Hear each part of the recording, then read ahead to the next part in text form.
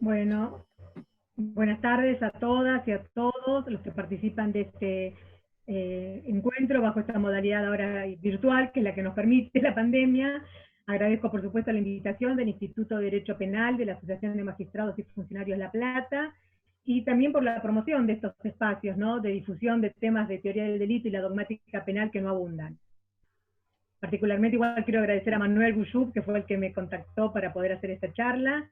Y bueno, para hacer con todos ustedes algunas reflexiones sobre el tema que elegí, que es el del exceso en la legítima defensa, en especial en una de sus derivaciones, que para mi criterio es una de las que ofrece mayores dificultades en la hora de aplicación de los casos concretos, que es la del llamado exceso extensivo, aunque también haré alguna referencia a la aplicación que involucra también otro de los elementos, que es el de la falta de provocación suficiente, y también sobre los fundamentos, los especiales fundamentos de la atenuación del artículo 35 del Código Penal. Más allá de algunas consideraciones inevitables teóricas que hay que formular un poco para poner el tema sobre la mesa, abordaré la cuestión echando mano a un par de casos tomados de la jurisprudencia, lo cual nos permitirá entender, me parece, mejor la dimensión de estas cuestiones de la teoría del delito en la aplicación concreta de hechos de la vida cotidiana.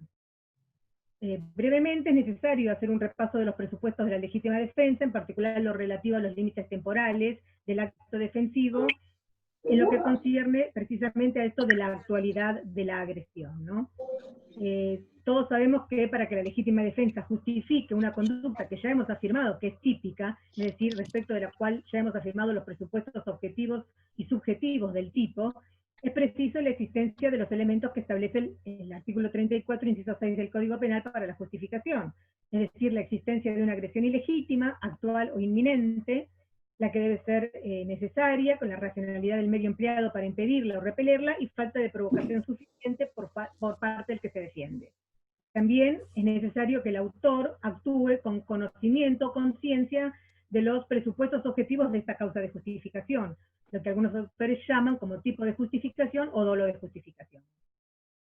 Entonces, el primer requisito es el de la situación esta de legítima defensa, es la existencia misma de una agresión ilegítima, entendida como la amenaza de que sean lesionados intereses jurídicamente protegidos por medio de un comportamiento humano. Sabemos que entonces la agresión ilegítima solo puede derivar de una conducta humana, porque solo el hombre es el que puede infringir el derecho. De lo contrario, podrá estarse frente a otra causa de justificación, que es el estado de necesidad. Si, por ejemplo, alguien fuese atacado por un animal salvaje, un perro rabioso, lo que fuese, pero no por una situación de legítima defensa. Para eso se requiere la repulsa hacia una conducta humana. Y como se trata de una conducta humana con relevancia jurídico-penal, se descartan los casos de quienes actúan sin acción, por ejemplo, violentados por fuerza física irresistible.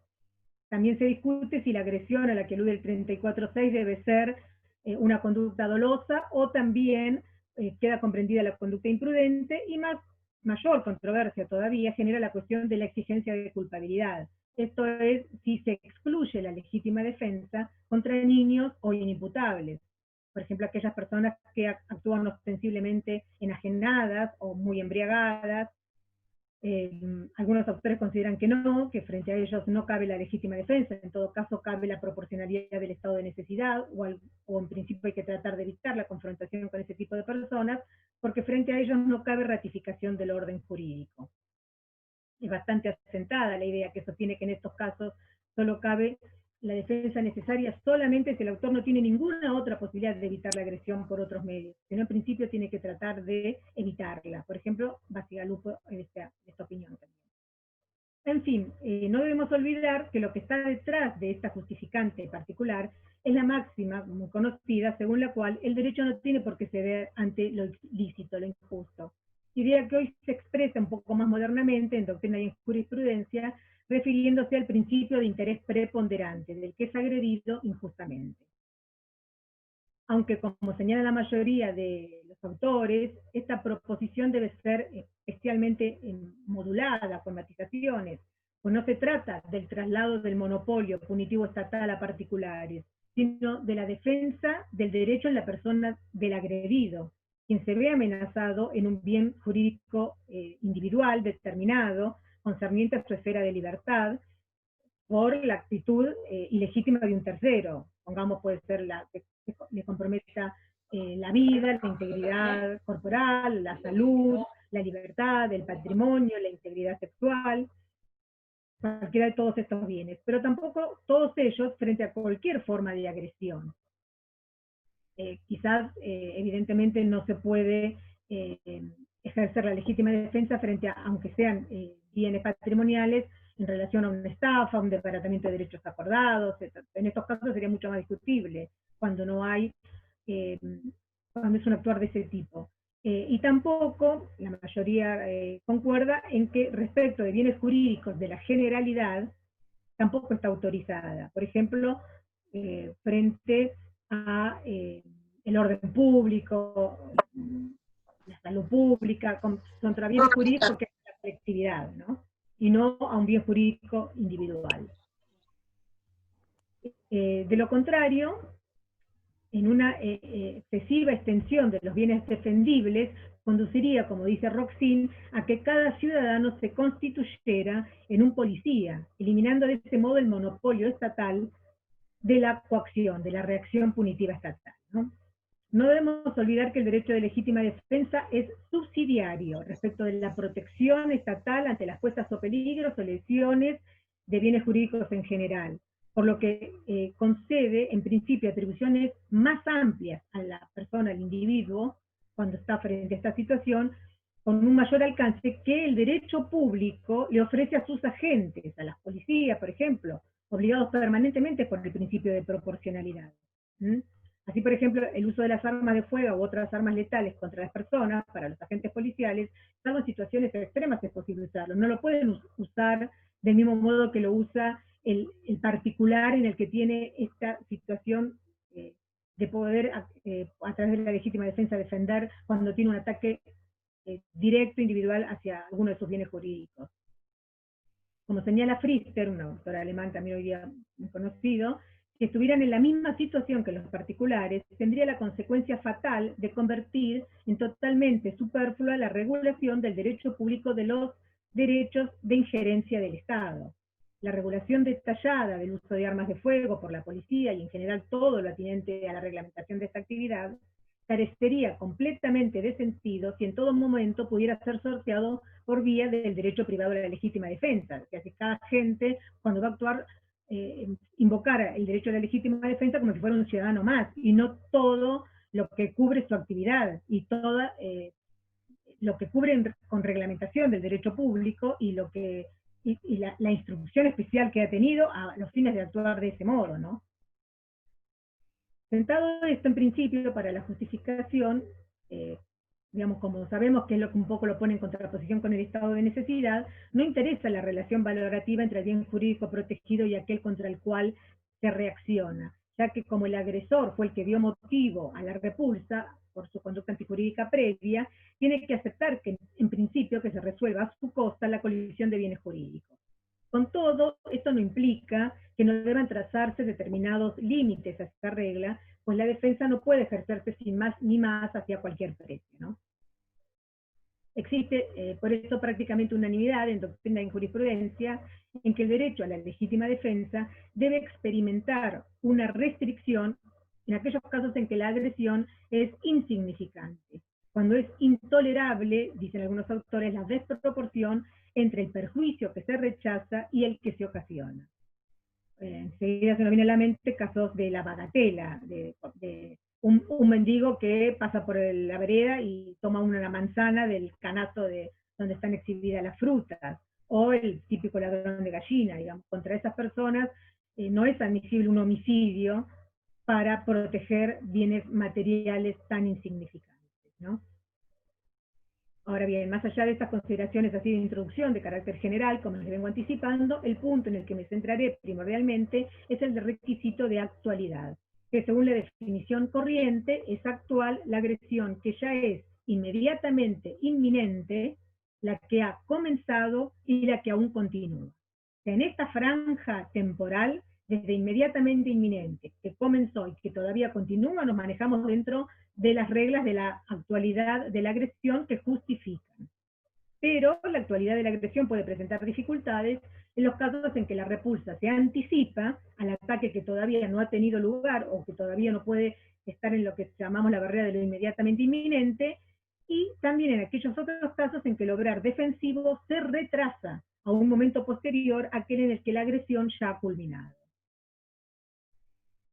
Cuando es inmediatamente, empiezan los problemas, ¿verdad? Cuando es inmediatamente inminente una agresión, no está del todo aclarado, por lo menos no lo está de un modo inequívoco. Algunos asimilan la inminencia, en este tramo de la directamente inminente, con la frontera de la tentativa, el comienzo de ejecución. Así podría considerarse enrolado en esta postura, por ejemplo, Jacob, quien dice que el ataque es actual cuando se materializa la pérdida de un bien, es decir, en esta medida, análogamente a la regulación de la tentativa cuando éste es inminente.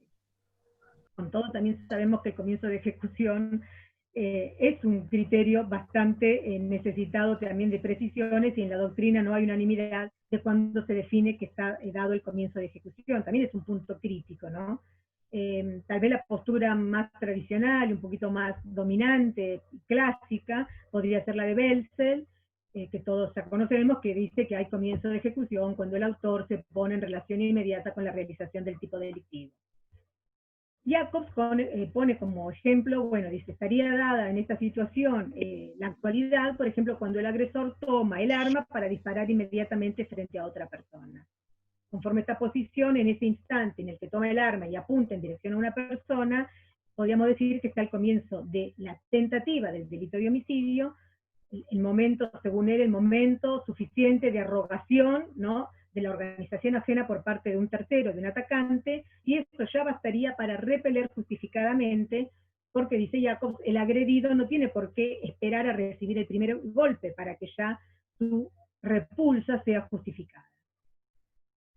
Esta fórmula es rechazada por algunos autores, entre ellos Roxin, porque dicen no tendría sentido a esperar para la defensa hasta que sea demasiado tarde. Pero Roxin también rechaza una postura que está un poquito más en el otro extremo que la de Jacobs, que es una posición mucho más amplia, que es la que se conoce como lo de los partidarios de la solución de la eficiencia. Así, para algunos autores, tipo Schmidhäuser, Samson, una agresión es actual siempre que el agresor la prepare de tal modo que ya no sea posible una defensa posterior.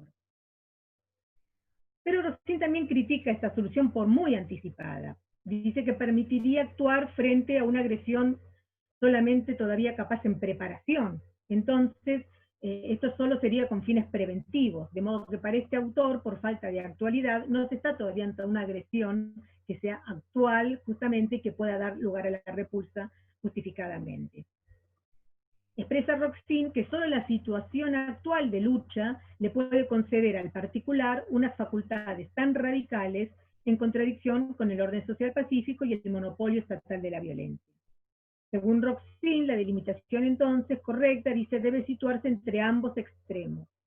En esa inteligencia se podría incluir, junto a la tentativa, que es la posición de Jacobs, la del comienzo de ejecución, la estrecha fase final de los actos preparatorios, que es inmediatamente previa a la fase de tentativa, dice Roxin.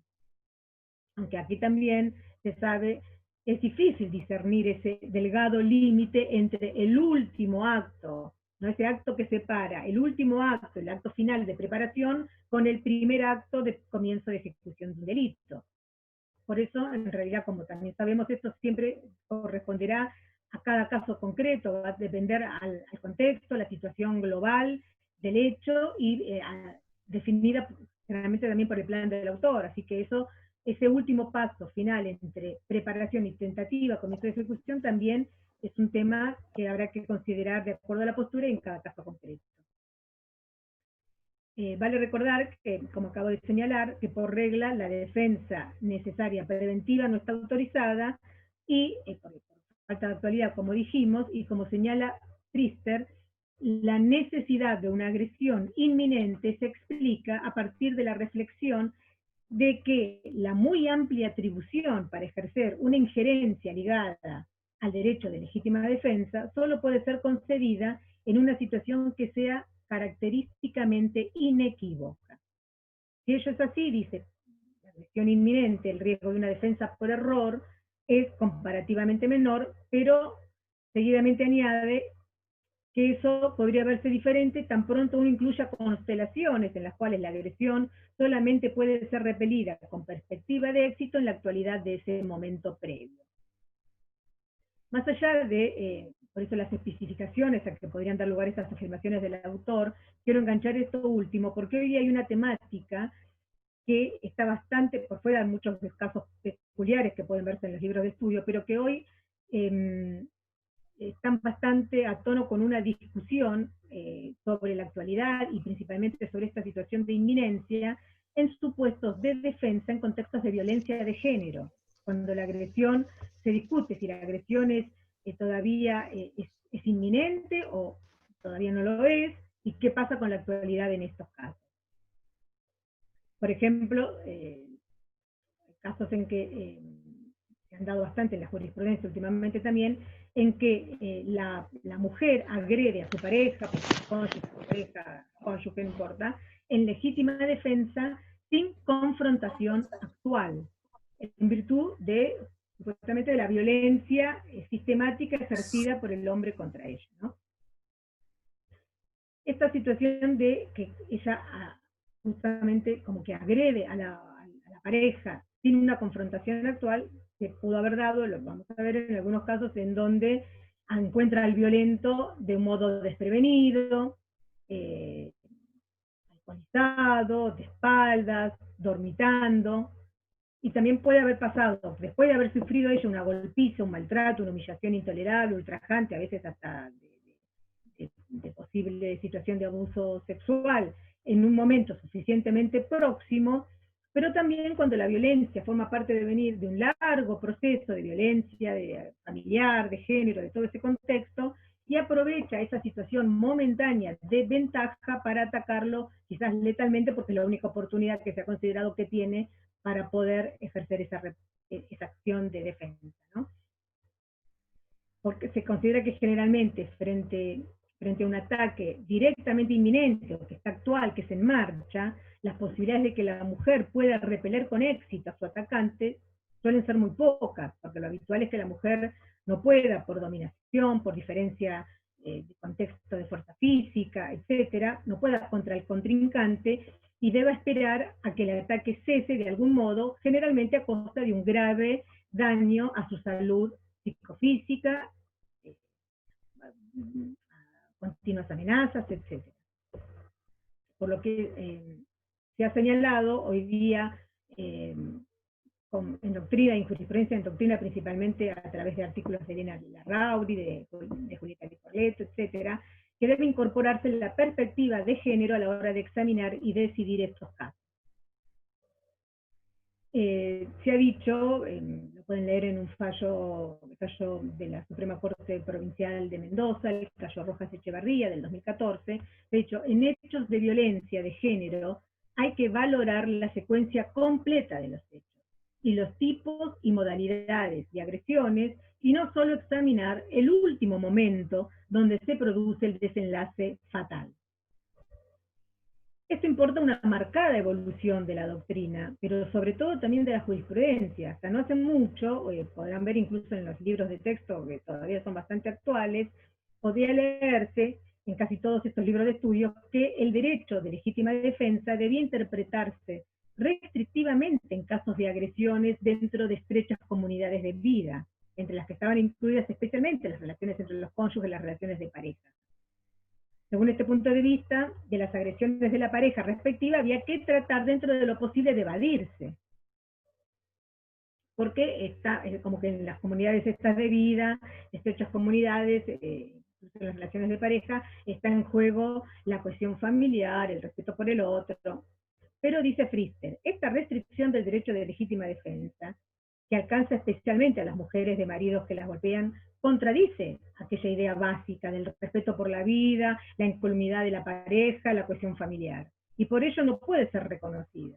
Aún dentro de estrechas comunidades de vida, no existe ningún deber de hacer sacrificios solidarios de bienes jurídicos propios en defensa de este supuesto derecho de cohesión familiar, que ya no existe, pudiendo la mujer obrar en legítima defensa, poniéndole fin a la agresión en estos casos, ¿no? junto con esta lectura que recomendaba de estas autoras, hay que poner especial enfoque que hay una recomendación, la recomendación general número 1 del Comité de Expertas del Mecanismo de Seguimiento de la Convención de Belén do Pará sobre legítima defensa y violencia contra las mujeres, de conformidad con las previsiones de la Convención, que es del 5 de diciembre del 2018, y ahí se hace un especial detalle de cómo debe interpretarse la agresión ilegítima, la actualidad de la agresión, la racionalidad de los medios, cuando no ya de los modos tradicionales, sino cuando estamos frente a estas situaciones de violencia de género.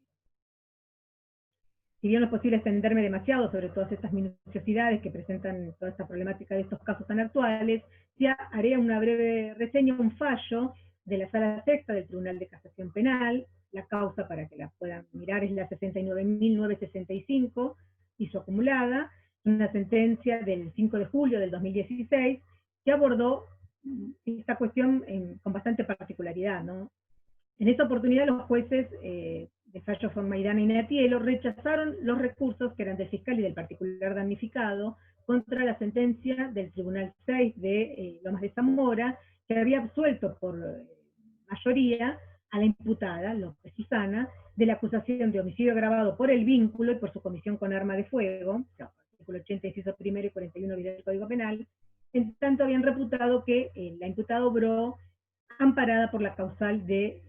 justificación de la que estamos hablando, de legítima defensa. El caso es bastante paradigmático porque López había decidido terminar con la vida de su marido mientras, el señor Márquez, mientras dormía, tomando un arma de fuego y disparándole en la zona frontal del cráneo. Pero se tuvo en cuenta, para decidir que esto estaba enmarcado en un contexto de violencia de género, que durante el matrimonio, y en particular esa misma noche, momentos antes, culminara ella con la vida de Márquez, la pareja violenta, había padecido maltratos, vejaciones, amenazas, agresiones físicas, amedrentamiento con el arma de fuego que era de él, apuntándola a punta de pistola, dando lugar también a que eso habría llevado a un hostigamiento sexual esa noche, y también amedrentando del mismo modo a ella a través de la pequeña Beba de 45 días nada más, que estaba ahí en el ambiente familiar, que esto no estuvo hallado, no fue hallado, no fue discutido por la Fiscalía, sí puesto un poco en duda, hay que decirlo, por la familia del fallecido, por los particulares damnificados, pero el tribunal lo había tenido acreditado tanto por la declaración de la propia imputada, los testigos sobre que explicaron cómo era la situación de contexto de violencia, y los profesionales de la salud y peritos, psicólogos, psiquiátricos que declararon el juicio. La controversia entonces explicaba esta situación de contexto de violencia de género y familiar en la que estaba sometida la imputada, después versó sobre la actualidad de la agresión ilegítima, porque obviamente desde una mirada tradicional los presupuestos de los justificantes no estaban dados. La agresión esta que venimos explicando ya había cesado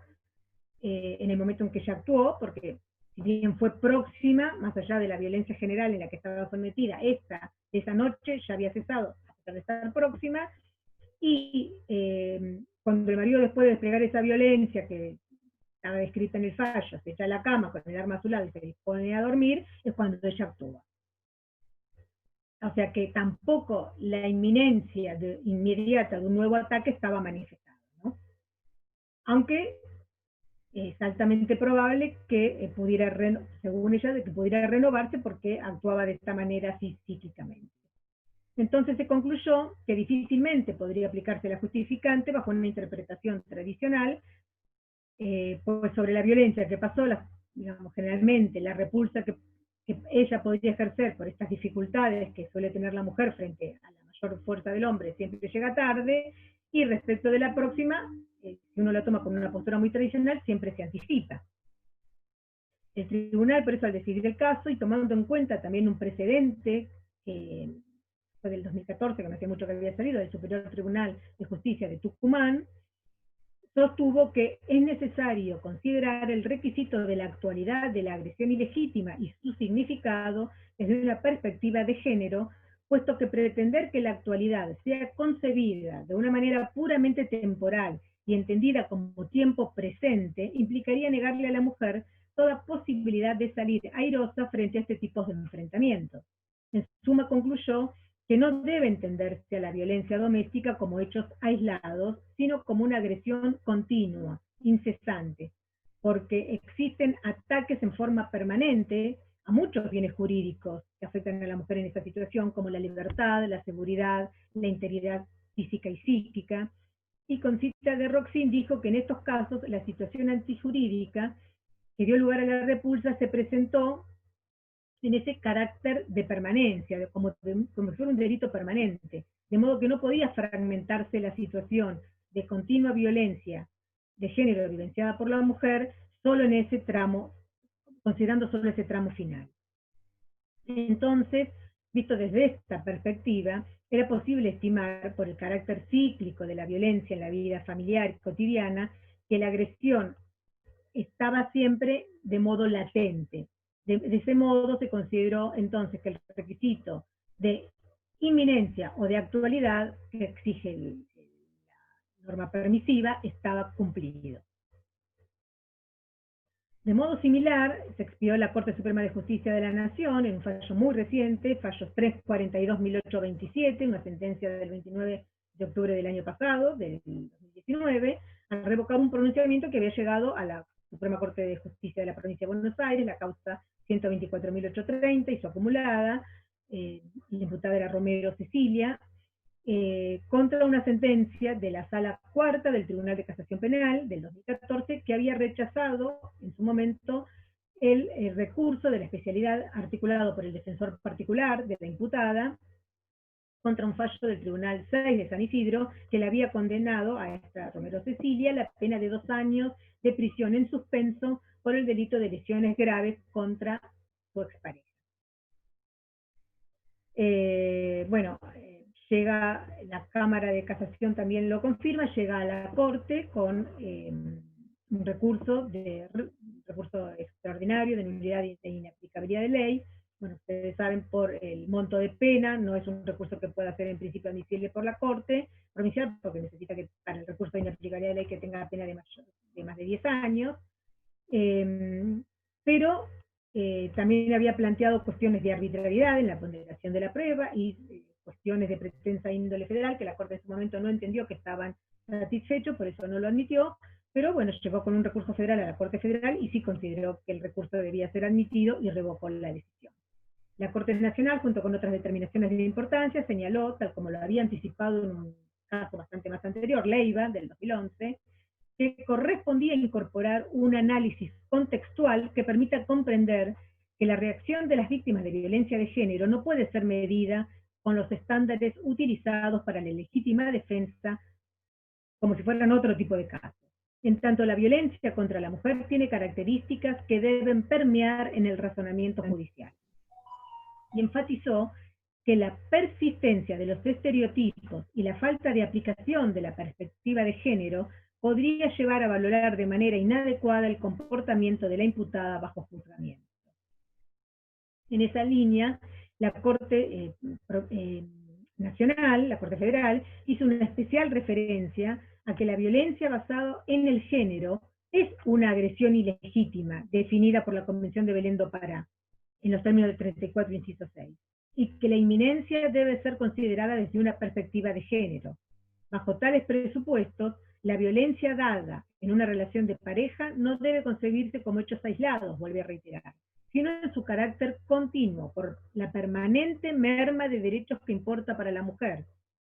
La inminencia permanente de la agresión en contextos de violencia contra la mujer se caracteriza por la continuidad de la violencia. Esto es que puede suceder en cualquier momento y ser detonada por cualquier circunstancia, por minuciosa a veces que parezca, y también por su carácter cíclico. Esto es, si pasó, posiblemente volverá a suceder. Así que bueno,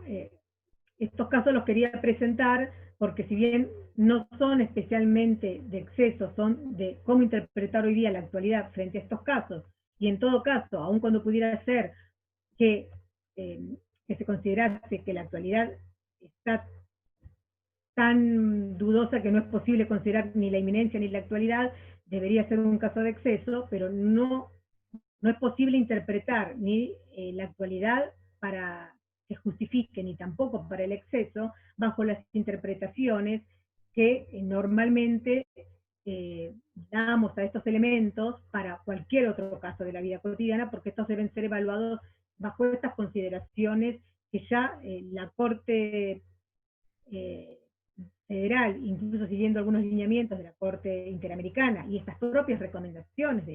del Comité de Seguimiento de la Comisión de Belén do Pará, ya han establecido que deben interpretarse con estas reglas, bajo estos parámetros, ¿no? Ahora bien, yéndonos ahora para el otro extremo temporal, ¿no? Donde están los casos de retraso de la actualidad. O sea, aquellos que nos llevan a la pregunta de si todavía estamos frente a una agresión, aunque está prácticamente culminando, ahí en el límite de su culminación, que todavía permanece y justifica, o si ya se ha agotado y ya no puede justificar, pero podría tratarse de un caso de exceso extensivo por retraso. Acá me voy a referir a dos casos que son también bastante interesantes. Uno es de la Casación Nacional, hoy día sería de la Casación Federal, en ese momento fue todo porque era la Cámara Única, ¿no?, de Nacional de Casación, y otro también es un caso más actual de la Corte Provincial. El caso de la Corte, de la Casación Nacional, sobre el que el primero voy a hacer referencia, se llama Miguel Martín, un caso de una sentencia de la sala, ya les digo, la sala primera de la Cámara Nacional de Casación Penal del 16 de septiembre del 2015, en la causa 6.228, Miguel Martín, sobre el recurso de casación. La situación, de hecho, es bastante particular. Los hechos del caso que estarían fijados en la sentencia de casación, que llegarían firmes hasta allí. El caso tuvo lugar en el 2003, en horas de la tarde. Una señora, de nombre Vanessa, conduciendo una camioneta Jeep Gran Cherokee, va por avenida Juan B. Justo, en dirección hacia General Paz. Bueno, cruza imprevistamente, más o menos a la altura del 6000, se cruza directamente, imprevistamente, su camioneta y se pone detrás de otra que estaba estacionada ahí, a la altura de esa arteria, y la choca bruscamente, con un gran impacto, lo que es la camioneta del que después va a ser el imputado, el condenado, de Miguel Martín. Al producirse este fuerte impacto, él con su señora salen ahí a la vereda donde está esto y empiezan a discutir. Al ver que les chocó adrede la camioneta, empieza a discutir con esta señora. Ella en todo momento permanece dentro del vehículo. De seguido también sale el hermano del imputado, al Pablo, con un arma de fuego y se pone paralelo a la mujer que está dentro del vehículo, como amenazándola con el arma. Ella en ese momento retrocede nuevamente con su camioneta, vuelve a tomar impulso y vuelve a chocar otra vez la camioneta. En ese momento el hermano que está con el arma se cae al piso y la esposa del otro empieza a gritar, supuestamente, no queda muy claro, pero como diciéndole a este Miguel Martín, hace algo, ¿no? Entonces se agacha, toma el arma del hermano que está ahí en el piso, apunta hacia la mujer que está en el vehículo y realiza 3 disparos. Dice el fallo, en la parte que explica esta situación de hechos, dice, realiza en los momentos en que daba Vanessa marcha atrás para retirarse del lugar, efectúa al menos 3 disparos, 2 de los cuales dan lleno en la mujer, en la altura del hemitórax, ocasionándole momentos después la muerte. Bueno, fue llevada al hospital israelita y murió. El tribunal, en lo criminal número 29 de Cava, que condenó a Miguel Martín, consideró que esto era un homicidio simple, lo condenó sin más, y lo condenó a una pena de 15 años de prisión. A su vez, se echó en la concurrencia de este supuesto de exceso en la legítima defensa, que era lo que estaba articulando la defensa del imputado, y también el cambio de calificación legal pretendido por los querellantes, la familia de Vanessa, que se había presentado como querellante, que reclamaban que esto fuera homicidio con alevosía. Recurrida la sentencia ante casación, tanto la defensa y la querella recurrieron ante la sala primera de casación y desestimó ambos recursos, pero revisando lo atinente a lo que es la simetría penal, la determinación de la pena, modificó la pena de 15 a 8 años. De los diversos agravios sobre lo que se expidió casación, evidentemente porque, bueno, todo lo que tenía que ver con la calificación y todo lo demás pretendía por la otra parte, se enfocó en este tema nodal que era el de la actualidad de la agresión. Dijo que no correspondía a la aplicación del exceso del artículo 35 y también descartó que el imputado hubiera actuado amparado por esa previsión. Pues, dice, cuando gatilló el arma contra la víctima, ya no existía por parte de esta ataque alguno que pusiera en juego la integridad física de él o de sus familiares que estaban allí presentes, porque la cometida inicial ya había cesado y se aprestaba a huir del lugar con su vehículo. Añadió con cita jurisprudencial que es injusta la agresión cuando se ejerce antes o después de producido el ataque, pues solo la existencia actual del peligro que involucra a aquel justifica la necesidad de defensa y no arremete el atacante que huye, el que deja de accionar o el dominado en su acción. También afirmó que si por falta de actualidad en la acción no puede hablarse de que haya obrado en legítima defensa, que es lo que pretendía la defensa del imputado, que estuviera amparado por la causal del artículo 34, inciso 6, o por la del 35, por el exceso, ella dijo, dijo la casación, si no puede hablarse por falta de actualidad de que haya obrado en legítima defensa, va de suyo que mucho menos puede decirse que hubo exceso en ella. Entonces, ni estaba justificado ni le correspondía la previsión del 35 del exceso en legítima defensa. En suma, descartó que la hipótesis del caso, conocida por la doctrina bajo esta posibilidad de encuadre de exceso extensivo por retraso, quedara comprendida en la previsión del artículo 35.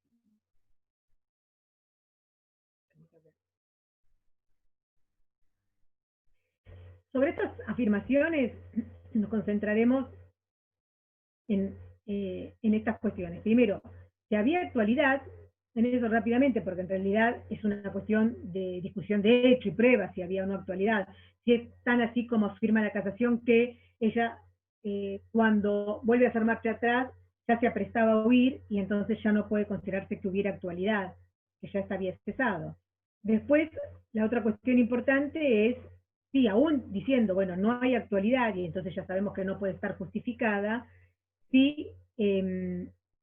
puede considerarse que no había un supuesto de exceso extensivo porque, según parece afirmar la casación, el exceso extensivo no queda abarcado por la regla del 35. Y la otra afirmación es la que dice casación, bueno, quien no puede estar justificado por falta de actualidad, menos aún puede encajar en la figura del exceso. Porque no puede excederse quien primero no actuó enmarcado en una situación de legítima defensa. Como vemos, entonces se presenta central esta primera pregunta por el límite final de la actualidad, sobre lo que tampoco hay uniformidad. Antes vimos cuando había una agresión inmediatamente inminente y estaba el tema de la discusión del principio de ejecución del hecho. Ahora vamos a ir a la parte final, ¿cuándo es el límite final de la actualidad?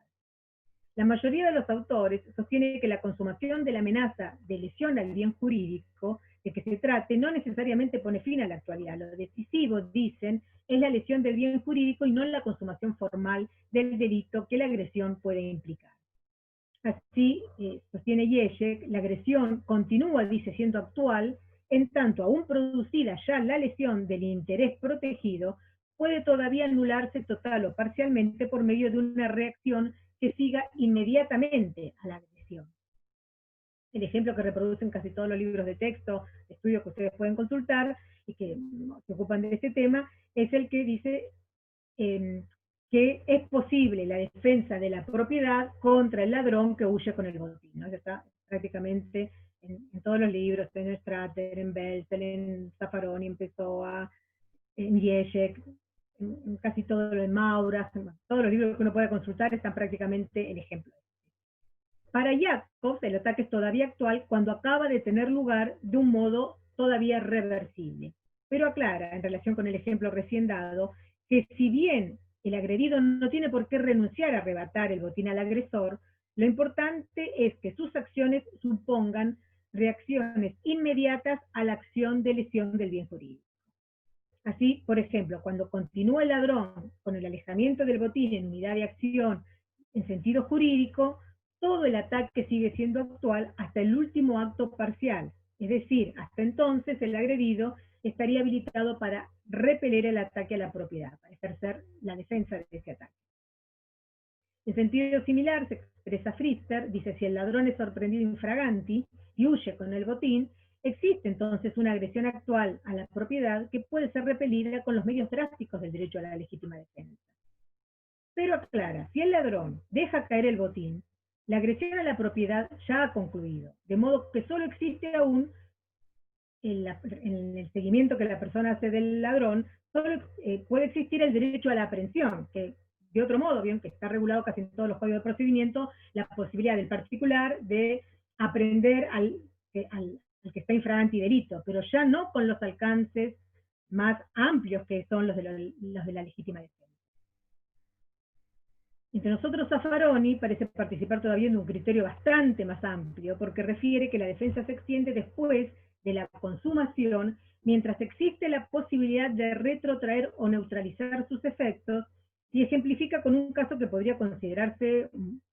poco extremo, diría yo. Dice, en tanto admite la defensa del patrimonio del propietario del automóvil que lo recupera por la fuerza de quien se lo hurtó 2 días antes, si lo halla casualmente y no puede acudir a otro medio para recuperarlo.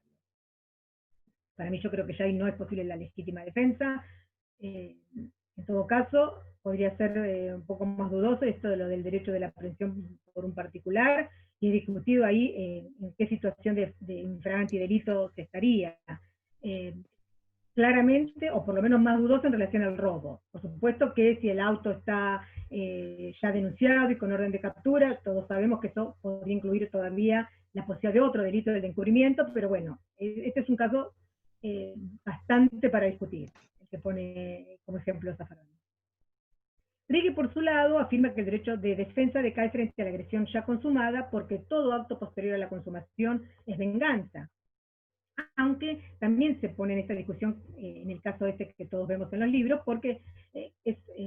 un delito contra la propiedad, y en los delitos contra la propiedad también está la discusión de cuándo se consuman los delitos de apoderamiento. Entonces dice, la interpelación al ladrón que huye con los objetos sustraídos puede estar justificada, pero porque el despojo no está consumado, pues como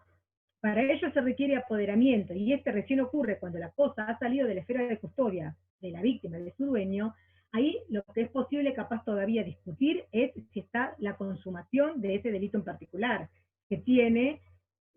ciertas, digamos, discusiones que están en la parte especial de cuándo se consuma el delito contra la propiedad, cuándo podemos considerar que se ha dado el desapoderamiento, si la víctima, sin solución de continuidad, la víctima de un tercero,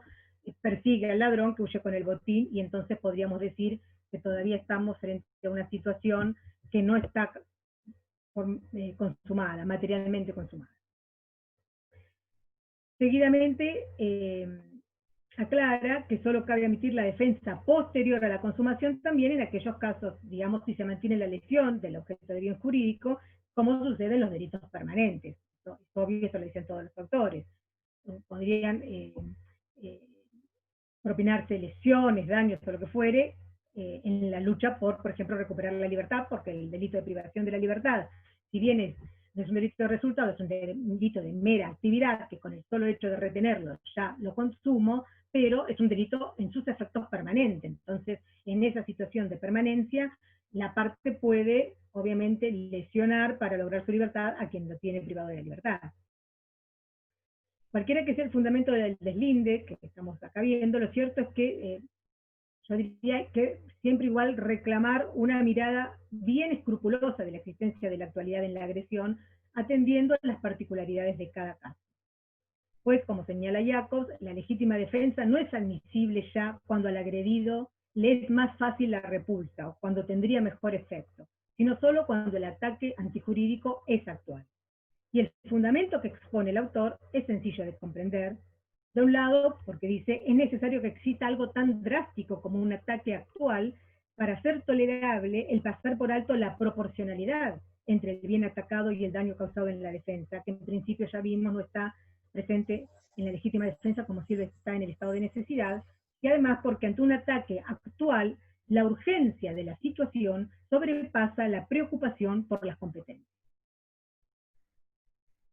Ello por cuanto la evitación del delito, dice Iacos, planificada, así como la recuperación planificada de los bienes sustraídos delictivamente, es misión de la policía y las autoridades y en principio no del agredido. Ahora, bajando estos conceptos que estamos acá desarrollando, en el caso este que les estaba diciendo de la casación nacional, vimos que el tribunal había considerado que la víctima, en el momento en que es ejercida la repulsa por esa agresión a la propiedad que ella está haciendo, porque es un delito de daños el que está ejerciendo, había culminado inmediatamente antes de que Miguel comenzara a disparar. Mucho en este tema no me metería, digamos, la verdad que el caso no da muchas especificidades, pero el caso vieron que dice que primero ataca cuando la gente ni lo ve, escucha el impacto y sale. Después, cuando ya está el hermano con el arma poniéndose a la par, ahí hay una acción de retroceso y vuelve a tomar impulso y vuelve a chocar, a estrolarse contra el auto del que después es imputado, de la víctima de daño, pero que después es el imputado por la repulsa, y ahí ya el que toma el arma, que estaba ahora en el piso, es el imputado, y ahí dice, bueno, ella vuelve a retroceder, y ahí inmediatamente para huir. Ahí el caso no surgen elementos de por qué ese nuevo retroceso no es otro tomo de impulso para volver a chocar y es para huir, digamos, muy probablemente capaz sea así, porque hay frenadas o aceleración inclinada en lo que ella significa que quiere retirarse del lugar. La verdad que elementos muy claros de por qué el tribunal eso lo da con esa contundencia, de que ella en ese momento quiere huir, no están muy aclarados. La duda en principio debería beneficiar al imputado, como toda duda en el ámbito de la prueba. Después, en este caso, mucho más discutible, obviamente, podría ser la proporcionalidad del medio empleado para defender un daño a la propiedad con la manera en que se hace la repulsa. Pero bueno, como no me quiero meter, la casación lo da en ese contexto resuelto, así que digamos, no me quiero meter en este tema que tiene que ver solamente con una cuestión de prueba. Demos por sentado que está incontrovertido que cuando ella retrocede la última vez es para huir del lugar ya, y el sujeto entonces ahí es cuando dispara, cuando ya no hay, según el tribunal, actualidad para la repulsa. En el caso entonces se explica, en la sentencia se dice que la ausencia de este recaudo, de la falta de actualidad, no solo impide la subsunción entonces del obrar de la gente en la causal de legítima defensa, sino también descarta que hubo exceso en los términos del 35, porque esta particularidad del exceso extensivo no estaría contemplado en la hipótesis del artículo 35. El artículo 35 no comprende el exceso extensivo. Pese a lo categórico de esta afirmación, la posición de la doctrina no es para nada pacífica. Sí podemos decir que la mayoría de los autores coinciden en que la regla del artículo 35 se encuentra entre las disposiciones del Código Penal de la parte general de mayores dificultades interpretativas. Solo en relación con este punto, lo de la posibilidad del exceso extensivo o impropio, las posiciones son bien distintas. Para Zaffaroni, si bien el exceso extensivo queda comprendido en la previsión del 35, solo admite el sobreviniente, cuando la conducta, dice el que comenzó siendo defensiva, se continúa una vez cesada la agresión. Es por ello que, dice este autor, no puede excederse de la legítima defensa que no ha actuado nunca en legítima defensa, por lo cual el agente debe haber comenzado a obrar de modo justificado y luego haberse excedido, sea por desaparecer la actualidad de la agresión que se repele, por ya no ser necesaria, o por dejar de ser racional el medio empleado para conjurarla. Por eso, para Zaffaroni no considera incluido en la eximente del 35 ni el exceso extensivo por anticipación, y el exceso intensivo que opera ab initio, cuando ya desde el comienzo el sujeto obra con, digamos, que intenta la repulsa con un medio que es desproporcionado. Otros autores, Sanchinetti, Bacigalupo, Pessoa, Righi, tienen una postura incluso todavía más amplia porque comprenden prácticamente todas las situaciones de exceso dentro de la causal del artículo 35. El exceso intensivo en sus diversas variables y el extensivo en sus diversas variables. Digamos, capaz con algunas pequeñas matices, que bueno, acá no viene el caso a profundizar, pero la mayoría de todos estos autores consideran que ambas situaciones, el exceso intensivo en sus variables y el excesivo en sus variables, quedan comprendidos dentro de la previsión del 35. Porque podemos señalar para estos autores el beneficio de disminución de la pena que ofrece la regla del 35 se debe a la situación de error en que se encuentra el sujeto. Principalmente cabe señalar acá la postura de Bacigalupo y Sanchinetti, que siempre, principalmente Bacigalupo, ya en aquel libro de la década de 70, Tipo y Error, sostiene esta postura. Sostienen que la menor punición del acto excesivo se debe a la existencia del error vencible de tipo permisivo. El error vencible sobre los presupuestos o alcances, sobre la existencia misma o alcances de los elementos objetivos de la causa de justificación de la que venimos hablando, ¿no? Señala Bacigalupo, dice, siendo que la escala atenuada del 35 tiene como único fundamento la falta de conciencia del autor de excederse en los límites de la necesidad, es decir, el error evitable sobre los presupuestos objetivos de la causa de justificación, todos los supuestos quedan comprendidos en ella. Sea que el error recaiga sobre la actualidad de la agresión, sobre el poder ofensivo de los medios, incluso los casos de justificación putativa, de la falsa creencia de ser víctima de una agresión que realmente es inexistente. Y con razón limita su aplicación obviamente a los errores evitables, puesto que los errores inevitables todos sabemos que por imperio del principio de culpabilidad, del artículo 18 del Código Penal, el error de prohibición inevitable excluye la culpabilidad. Sanchinetti considera a su vez subsumible en esta atenuante otro caso, además del error evitable sobre los presupuestos objetivos de la causa de justificación. Dice, cuando el exceso es la consecuencia de una imputabilidad disminuida,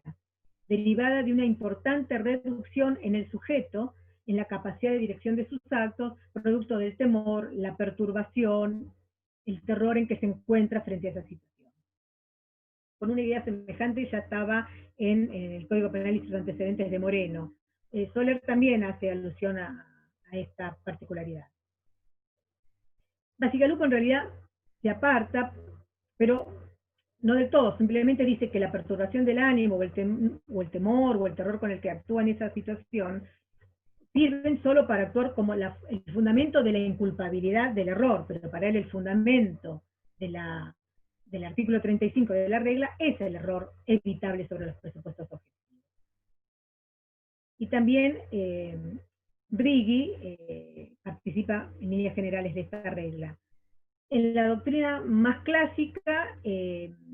salvo con algún matiz Fontán-Balestra, la verdad es que Soler, Creus, Nino, la mayoría de la doctrina más clásica limita el alcance del precepto de la regla del artículo 35 únicamente al llamado exceso intensivo, ¿sí? Cuando el sujeto se excede en relación al medio empleado para repeler la agresión. Igual, en síntesis, bueno, más allá de estas diferencias apuntadas, lo que vemos es que los autores hoy día, yo creo que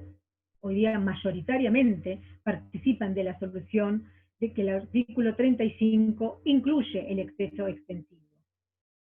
Y concuerdan también la mayoría en que el exceso extensivo por retraso también está incluido. Así que la postura de la casación de que partió en principio de la base de que no estaba regulado por el 35, como que le falta ahí alguna explicación un poquito más, porque es una afirmación en una línea dada cuando hoy día hay como una doctrina mayoritaria de que sería un caso en el que podría haber sido abarcado por la regla del 35. Por eso concluyó condenando al imputado por homicidio simple, por considerar que no estaba esta situación de exceso extensivo por retraso abarcado por la la regla del exceso en la legítima defensa. Ahora bien, del argumento correcto de que la ausencia de actualidad de la agresión ilegítima impide justificar la repulsa, por la ausencia de uno de los elementos del 34 inciso 6, que en la actualidad no es posible que justifique, de allí no es posible deducir sin más, como se afirma también en el fallo cuando dice va de suyo, que si no justifica, tampoco se puede hablar que hubo de exceso en la legítima defensa. Esto porque, no solo por si el exceso extensivo está comprendido o no, sino también por esta cuestión que pareciera ser, si primero no estuve en alguna situación, en principio que empezó justificada, no puedo después excederme. En verdad, solo es factible interrogarse por la aplicabilidad de la regla del 35, obviamente una vez afirmada que no es posible que estén dados todos los presupuestos de la causal de justificación, si no el caso estaría justificado derechamente. Están dados todos los presupuestos del tipo permisivo a lo largo de todo el obrar, desde el comienzo de la repulsa, de la agresión, pero desde el comienzo de la agresión y la repulsa, todos los presupuestos de la causa de justificación están dados y el autor los conoce, esa conducta está derechamente justificada. No hay por qué hablar de exceso. Justamente cuando alguno de los elementos falta cuando nos podemos hacer la pregunta por el exceso, porque están dados ahora los elementos de la regla del 35. Por eso, para mí, lo concluido por la casación no queda, como lo dice en una línea, no queda muy en claro. Sí, dice que no está porque directamente no admite el exceso extensivo dentro de la regla del 35, o también porque, medio con la postura esta de Zaffaroni, que no estuvo al principio ya de entrada en alguna situación de legítima defensa, después no puede invocar la causal del exceso.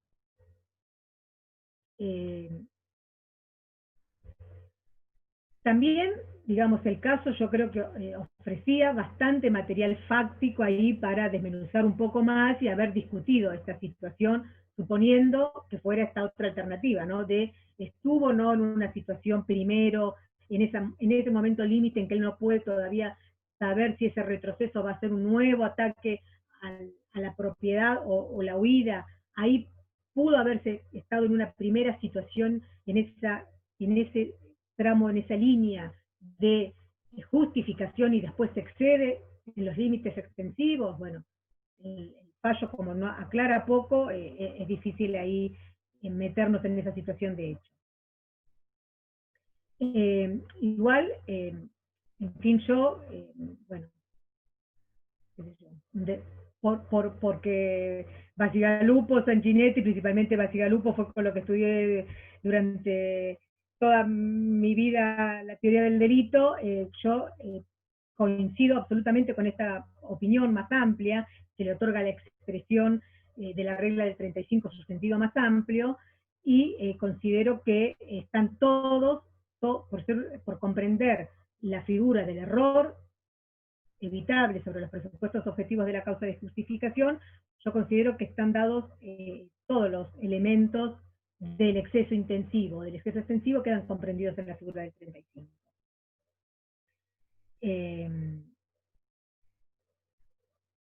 Es decir, el exceso extensivo por anticipación, el exceso extensivo por retraso, el exceso intensivo en los medios, y también la legítima defensa putativa, la creencia errónea de estar frente a una situación de justificación. Otro elemento importante que es indispensable analizar en estos casos, que es un punto también bastante complejo y discutido, que involucra una problemática complicada y que hay que definir, es desde qué perspectiva se interpreta o se examina la configuración de los elementos objetivos de la justificación, lo que se llama el juicio de requeribilidad. Esto es, si sobre tales presupuestos objetivos importan los conocimientos adquiridos una vez ocurrido el hecho, es decir, es necesario hacer un examen ex post de la concurrencia de esos elementos, o si deben tenerse en cuenta los conocimientos de los que disponía el autor al momento en que obró, conforme a una ponderación ex ante. Y en todo caso, si esa prognosis se aplica por igual a todos los presupuestos de la justificación. Jacobs admite que al menos en relación con los elementos de justificación que pertenecen a situaciones en las que hay que obrar con rapidez, es decir, en que no queda tiempo para reflexionar demasiado, su determinación debe realizarse conforme a una ponderación ex ante. Sin ser posible acá abordar con detalle el tema en toda su completitud, cabe reconocer que en relación con el juicio sobre requeribilidad del medio empleado para la repulsa de un ataque que sí es ilegítimo, hay amplia mayoría respecto a que debe permanecer la prognosis ex ante, ¿no? Así, o sea, lo que el autor conoce en el momento en que se le presentan los hechos según lo que él puede conocer o reconocer en ese momento. Mientras este consenso, la verdad es que decae cuando la problemática se extiende a la determinación de los demás presupuestos objetivos de la causa de justificación. La agresión en sí misma, la actualidad de la agresión en sí. En lo que aquí importa en relación entonces con la existencia de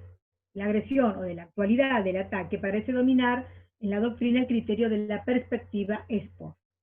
La mayoría de los autores aboga predominantemente en favor de una consideración estrictamente objetiva, es decir, debe existir realmente la situación objetiva de agresión o de actualidad, esto es atendiendo a la situación de hecho efectivamente existente al momento de la acción y no sobre la situación de hecho conocible por el autor. Eso sería la mirada desde la perspectiva ex post. Algunos autores, entre ellos Jacobs, consideran que esta regla rige igual con complejos matices, atendiendo a la distribución de cargas entre el agresor y el afectado, y en definitiva, cuál de los intervinientes debe soportar el riesgo del error. Solo por citar a un autor que tiene una opinión distinta, Sanchinetti, pero también hay que partir de la base que Sanchinetti tiene una postura distinta para quien, así como el disvalor, el dolo, que es el disvalor del ilícito, es suficiente para la tipicidad, también el valor, la contracara, que es el dolo de justificación, que sería el valor de acción ahí, el que justifica, es suficiente para justificar. La conciencia segura de estar dados los presupuestos de una causa de justificación, aunque no están dados objetivamente, para este autor justifica. Pongo esto en contexto porque la postura de él hay que mirarla también en relación a toda la interpretación que él hace de la teoría del delito, ¿no? Entonces digo, solo por citar a este autor que tiene una interpretación distinta, para él el juicio definitivo acerca de la exclusión del ilícito tiene que partir siempre de una ponderación ex ante, aunque va a proponer una solución diferenciada. Y aunque esto pareciera raro, porque uno debería decir un autor con esa posición debería tener la posición distinta, no, tiene una solución ex ante porque lo que importa siempre es lo que al autor le es posible conocer en esta situación. Pero de acuerdo a la conciencia segura o insegura que pueda tener el autor de estos elementos. Por ejemplo, dice, en la legítima defensa hay que distinguir entre los casos de conciencia insegura sobre los presupuestos objetivos de la causal de justificación, según que la duda del autor recaiga sobre el elemento agresión ilegítima, sobre la propia situación que de existir estaría justificada, o sobre la requeribilidad del medio empleado para ejercer la repulsa. Y concluye que con relación a la agresión, el autor debe tener un grado de certidumbre lindante con la seguridad para poder invocar el tipo permisivo. Porque recordemos que para él entonces la conciencia segura de que ese elemento está dado ya justifica. En cambio, con relación a la ponderación del medio para defenderse, supuesta una agresión indubitada como tal, pero que la discusión está dada sobre si el medio es el más adecuado para la repulsa, la regla es la opuesta, dice. El agredido puede recurrir al medio que le dé mayor seguridad, porque ya existe certeza de ser agredido ilegítimamente. Y quien ejerce la defensa no está obligado a correr con los riesgos de una mala evaluación sobre el medio realmente necesario.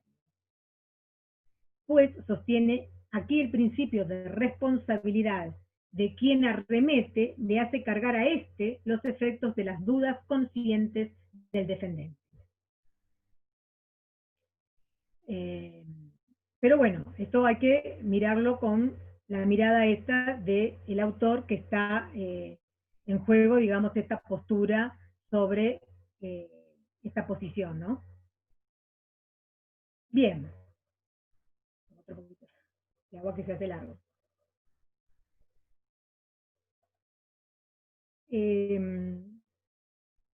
Yendo ahora al otro caso que les dije que me iba a ocupar,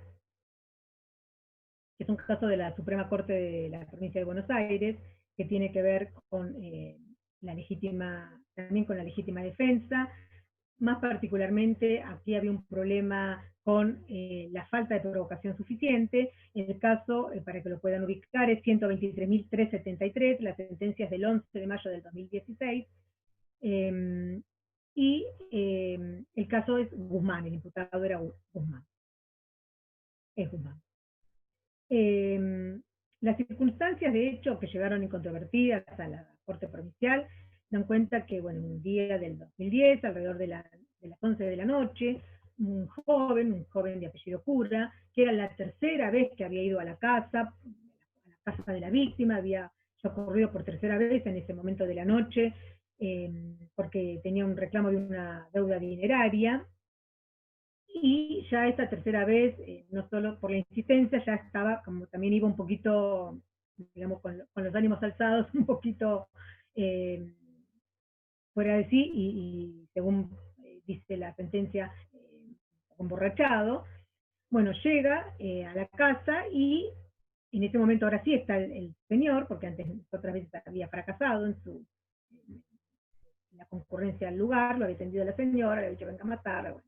Entonces empieza afuera, en el Braga, en la parte de afuera de la casa, empieza una discusión con Guzmán por ese dinero que le debía. En esa discusión le da un empujón, Cura a Guzmán, y Guzmán contrarresta ese empujón, que es un mero empujón, con un fuerte golpe que le propina un fuerte golpe en el rostro, que le provoca rotura de tabique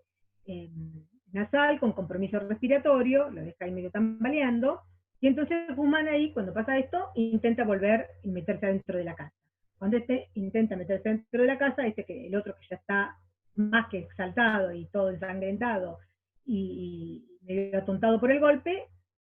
también quiere ingresar adentro de la casa de Guzmán. En ese momento se interpone la mujer, que tiene incluso un bebé en brazos, bueno. Que estaba exaltado, medio la agarra el cuello, así medio que la empuje, la mujer cae al piso con el bebé, y Guzmán, bueno, un poco frente a Guzmán, y Guzmán, un cuchillo de unos 20 centímetros de parte de la cuchilla, de la cuchilla propiamente dicha, se lo clava en el abdomen, inmediatamente Cura muere. Las constancias del caso dan cuenta, bueno, este era un caso del Tribunal de Dolores, del número 1 de Dolores, consideran que directamente actuó sin ninguna posibilidad ni de legítima defensa, ni de exceso, con falta de provocación suficiente, por la provocación esta previa de haberle dado un golpe a la víctima, que lo había con rotura de tabique y todo lo demás, y lo condena por homicidio simple a 10 años de prisión. El fallo es recurrido, le toca a la Sala Sexta del Tribunal de Casación Penal, y la Sala Sexta directamente hace lugar al reclamo de la parte, revoca la condena y considera que actuó derechamente en legítima defensa. Teniendo competencia positiva, lo absuelve en legítima defensa, lo absuelve y de inmediata libertad. La casación consideró que el tramo del hecho en el cual la víctima acudió de noche al domicilio del imputado en reclamo de este dinero que le adeudaba, en circunstancias en que Guzmán le provoca este terrible golpe en el rostro y lo deja así medio atontado, configuró una provocación por parte de quien después a la postre invocó el amparo de la legítima defensa, pero, dice, culminó allí, escindiendo en dos partes el tramo del hecho. Entonces dice, esta parcela del hecho, que después prosigue, ya es otra. Esta donde hubo una provocación, es una primera parcela del hecho, y ahí debe terminar. Y dice, sostuvo que después cuando la víctima, lejos de alejarse del lugar, cuando está todo ensangrentado, intenta ingresar a la casa de Guzmán con esa actitud también violenta, en que se lleva puesta a la mujer porque quiere ahí arremeter contra Guzmán, bueno, ante la inminencia de este nuevo ataque, de esta provocación ahora de parte de Cura, dice, la provocación anterior ya quedó absolutamente interrumpida, dando comienzo a esta segunda secuencia, y esta, examinada así, ya está está justificada. Ahí hay actualidad de la agresión y ya no hay provocación suficiente. Entonces, directamente considera que actuó amparado por la causal de legítima defensa. En realidad él dice propia, porque ahí podría ser tanto propia como de tercero, porque también estaba en juego capaz ahí la integridad de la esposa y el bebé en brazos, de su grupo familiar, y bueno, dice, él ahí se defiende bien, repele bien de esta agresión, aceptándole la puñalada, y ya el fin de estos dos procesos y lo justifica. Frente a un recurso de inaplicabilidad de ley que fue deducido por el fiscal, la Corte Provincial ingresa al caso y con los votos de Soria, de Lázari, Cogan y Negri en la ocasión, bueno, lo hace, acoge parcialmente el recurso del fiscal, concluyendo en la solución del exceso en la legítima defensa. Es bastante particular porque realmente no se dan supuestos en que lo que está en juego es esta interpretación de la provocación suficiente por parte del que ejerce la república. Lo que es de interés, señaló que resultaba forzosa la escisión del suceso en dos tramos, desprovista de toda referencia a las constancias comprobadas del caso, y en esa parte ingresa por la doctrina de arbitrariedad de sentencia. Dice, cuando se evidenciaba que todo el tramo fue sin solución de continuidad, que se trató de un continuo temporal, no siendo posible fragmentar la provocación suficiente de Guzmán en esos dos tramos como lo hizo la casación. En particular dijo que eso surgía de lo declarado por la propia esposa de Guzmán y entre otros testigos, que era una hija del matrimonio, que habían más o menos explicado cómo era esta mecánica, y de esa mecánica no surgía ninguna posibilidad de escindir esto en dos tramos. Entonces, ante la falta de ese requisito, la Corte concluyó que si faltaba ese requisito, claramente no podía operar la causal de justificación, no podía operar como una causal de justificación. Recordó con una cita de Soler, en la que se afirma que si bien no es posible la plena aplicación de la justificante, porque a ella se opone la existencia del tercer apartado del inciso 6 del artículo 34, que es esta, la falta de provocación suficiente, no es posible tampoco la condena por homicidio simple, porque la reacción determinada por la provocación primera se supone excesiva, dice Soler, se supone excesiva, desproporcionada e ilícita, por lo que en tales casos la aplicación de la figura del exceso parece justa, echando mano para justificar esta solución a la teoría del exceso en la causa. Dice Soler que esta teoría no puede ser totalmente desechada frente a nuestra ley por el problema que nos plantean los casos de legítima defensa imperfecta, en los que exista cierto grado de provocación de parte del que se defiende. Considera por eso que corresponde acudir a la solución del artículo 35 cuando concurre imperfectamente este tercer requisito requerido para la legítima defensa, de modo que el que invoca la justificante sea a su vez responsable en alguna medida de la situación necesitada en que después se encontró. Reputó indudable la Corte que la conducta esta anterior de Guzmán obviamente había dado motivo a esta agresión de cura, fundamentando así en ambos, digamos, la corresponsabilidad por este ataque, lo cual debe ser, dijo la Corte, como hay una corresponsabilidad por el ataque, debe ser objeto de una solución jurídica diferencial y que era adecuado entonces aplicarle esta solución del exceso. Ello así, dijo la Corte, puesto que ni la condena por homicidio doloso, ni la impunidad al amparo de la legítima defensa, como lo mencionó la casación, logran una respuesta adecuada al conflicto con específica distribución de los costes que ha habido en el caso. Es un criterio asentado que nadie está obligado a soportar lo injusto, a condición de que no haya dado lugar a lo injusto con su propia conducta, con la provocación suficiente en términos de la provisión normativa de aplicación al caso. Pero con todo, parecería razonable que quien ha caído en la provocación, mediante ella, solo hubiera afectado el derecho a repeler el ataque a que tiene lugar en esa misma situación, definida agresivamente por el provocador, pero no cuando la reacción desborda lo previsible, con eventual riesgo, como en el caso, a la integridad física de terceros, como eran la esposa y el bebé del imputado, que no habían participado en la provocación. Claro, igual que por imperio del inciso séptimo del artículo 34 del Código Penal, que es el de la legítima defensa de terceros, la provocación, ustedes saben bien, también limita la posibilidad de legítima defensa de terceros prestada a favor del provocador. Pero la solución no puede pasar por alto acá la relatividad de las consecuencias de aquella injerencia previa, a punto tal de derivar un abanico de restricciones tan oneroso a la legítima defensa de aquellas personas que no se han vinculado imputablemente sus propios bienes con el conflicto como fueron la esposa y el bebé. Por eso la Corte consideró que ni parecía razonable la solución del Tribunal de Grado que el fiscal pretendía que se reponga, que era la de homicidio simple, y que había resuelto el conflicto solo a costa del provocador, Guzmán,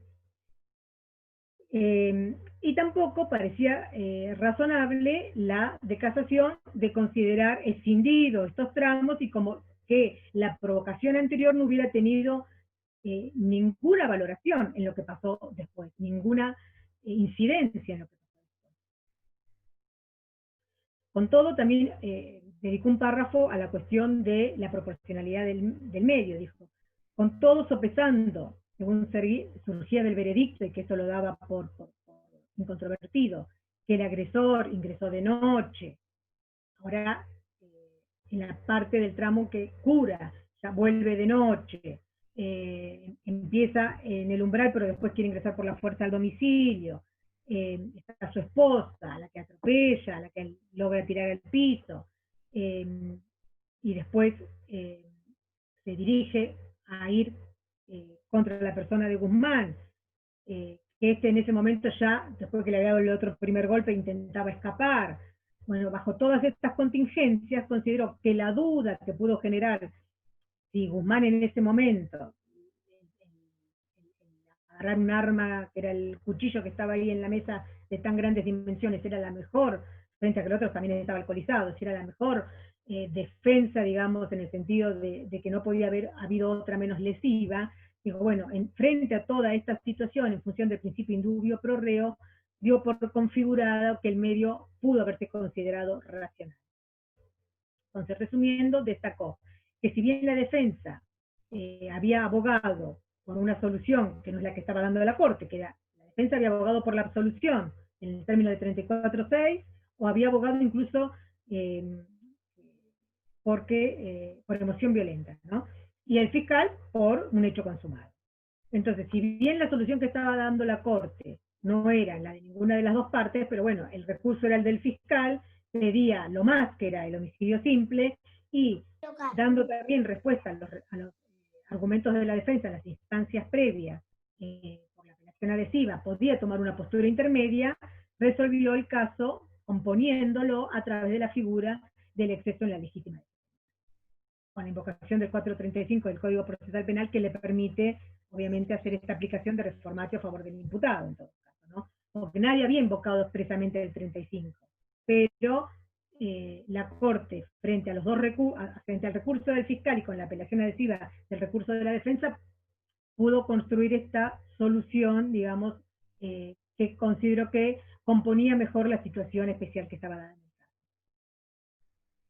Bueno, por eso hizo especialmente el lugar a la figura del exceso, y bueno, después lo bajó a casación para que se pueda discutir lo de la determinación de la pena adecuada a esta solución para el caso. Bueno, con esto más o menos di un pantallazo de los distintos problemas que presentan esta cuestión, solamente vuelvo a destacar, la intención era hacer un repaso para ofrecer algunas reflexiones en temas puntuales sobre todos estos casos, tanto de la actualidad, o los demás elementos de la legítima defensa a la hora de valorarlos cuando pueden dar lugar no a justificación, sino ya a exceso. Y bueno, y también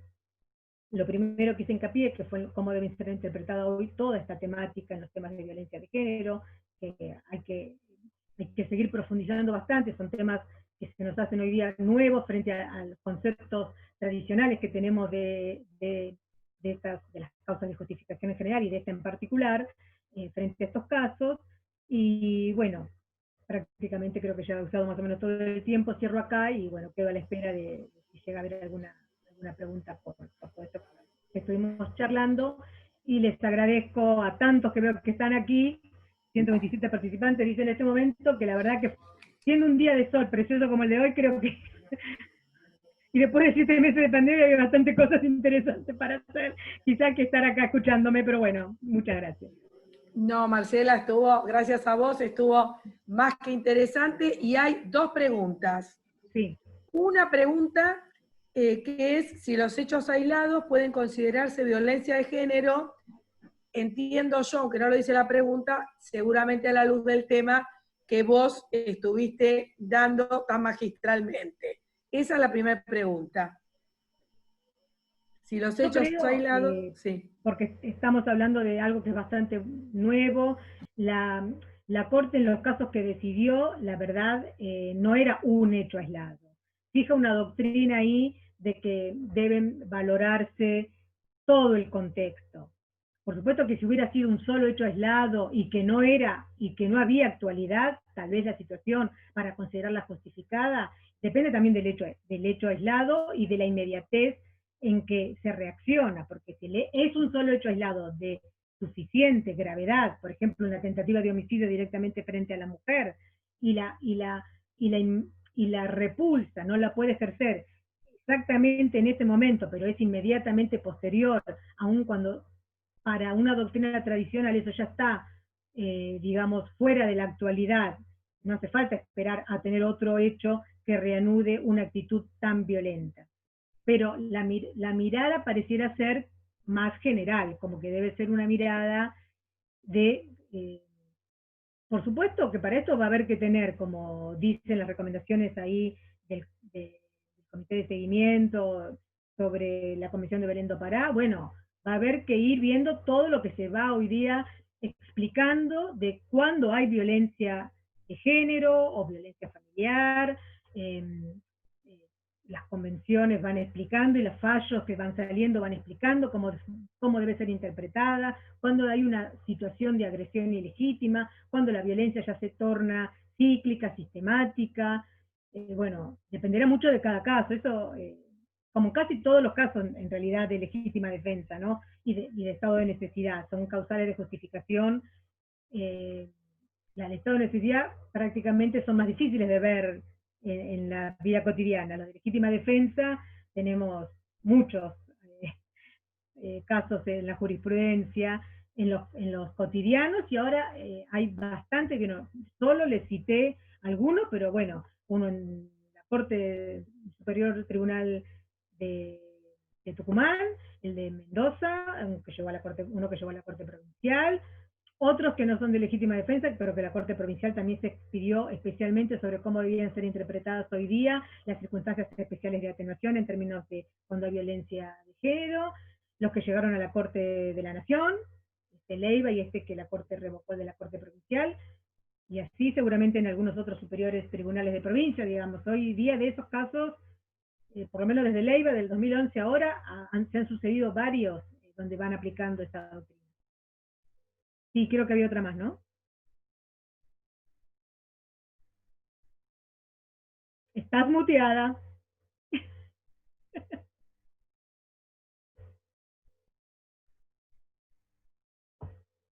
Ahí me desmutearon. La otra también con violencia de género es si en caso de violencia de género donde la víctima utilice la legítima defensa, igualmente se aplica una pena a la persona que aplicó o que obró con esa legítima defensa.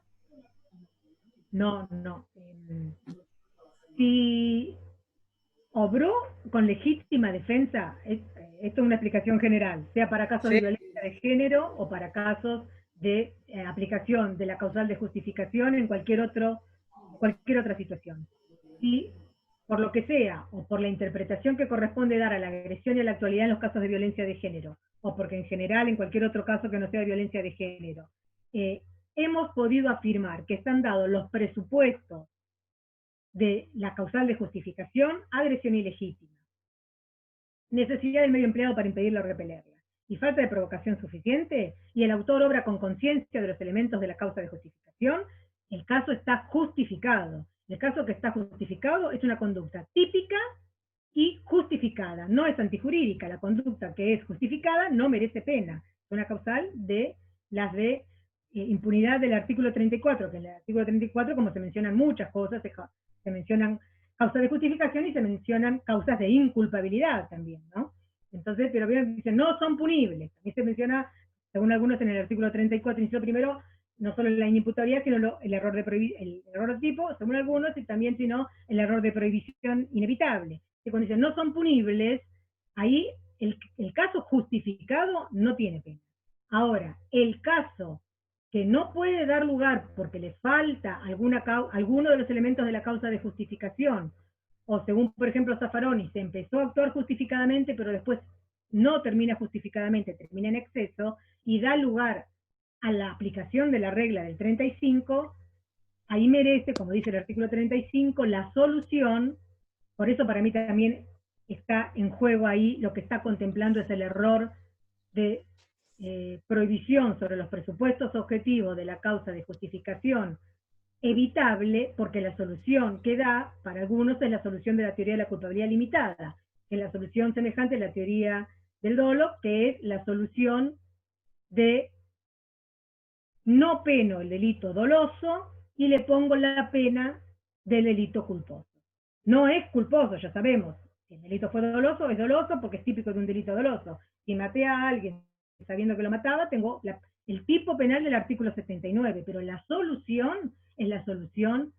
del delito culposo. El legislador podría haber buscado otra solución de política criminal que no sea esta. Es más, el Código Penal alemán no tiene la solución del artículo 35 nuestro, que es la del delito culposo. Tampoco tiene esa extensión, está especialmente aplicado para los casos de que el sujeto, como una causal de exculpación, porque el sujeto es solo cuando actúa con terror, temor, entonces la solución es directamente como una causal de exculpación, la impunidad,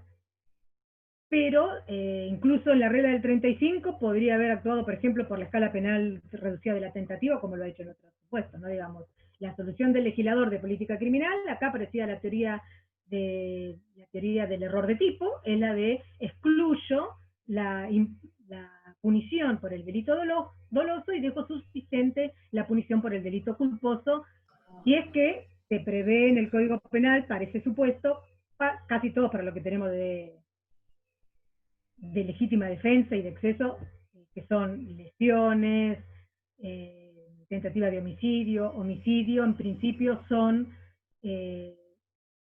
hechos dolosos típicos que si se exceden admiten la figura culposa porque hay imprudencia culposa, homicidio culposo. Entonces tenemos una regla. Pero también saben que los delitos culposos son números clausus, no todos los delitos dolosos tienen correlativamente un delito culposo. Con lo cual, supongamos que en la conducta del que se excede, por ejemplo en este de Vanessa, supongamos que hubiera sido, en el de Vanessa, digo, de la Cámara de la Casación Nacional, en vez de matarla y ni siquiera hacer una tentativa de homicidio, hubieran considerado un abuso de armas, con posibilidad de lesionar a alguien, pero solo un abuso de armas. El abuso de armas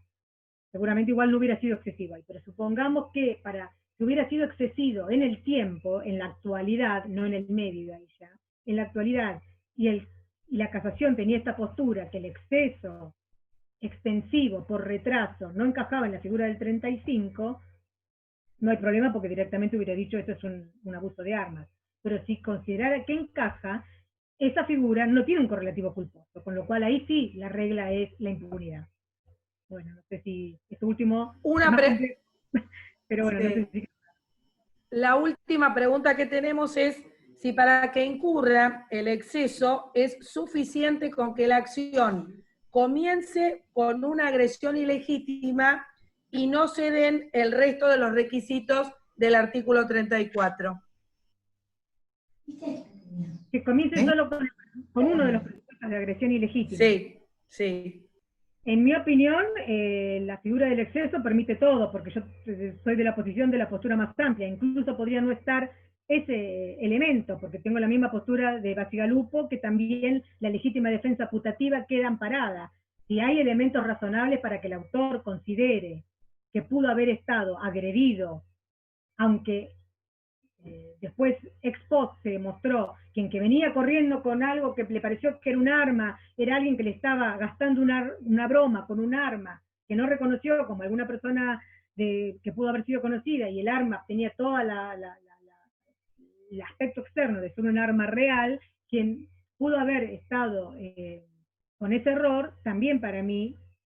va a estar amparado, pero ni siquiera es ahí por la figura del exceso. La figura del exceso está contemplando el error de prohibición, lo vuelvo a repetir, sobre los presupuestos objetivos de una causa de justificación evitable, que esa es la legítima defensa putativa en este caso. Pero para mí no tengo la postura de Zaffaroni, que necesariamente tiene que haber comenzado justificadamente y después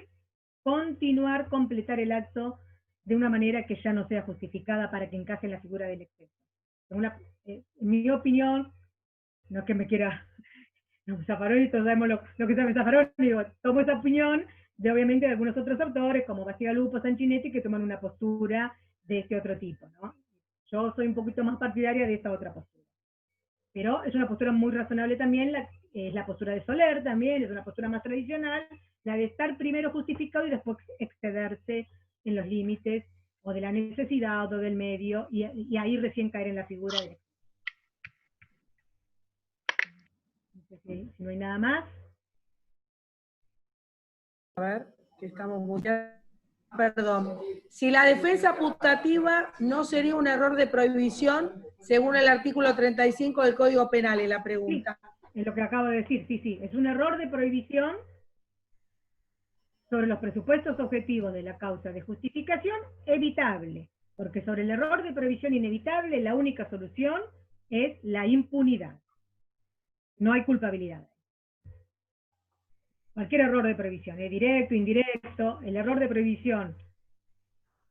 sobre el derecho y el error de prohibición sobre los hechos, el error de prohibición en general, para un poco salirme de este caso, el error de prohibición sobre,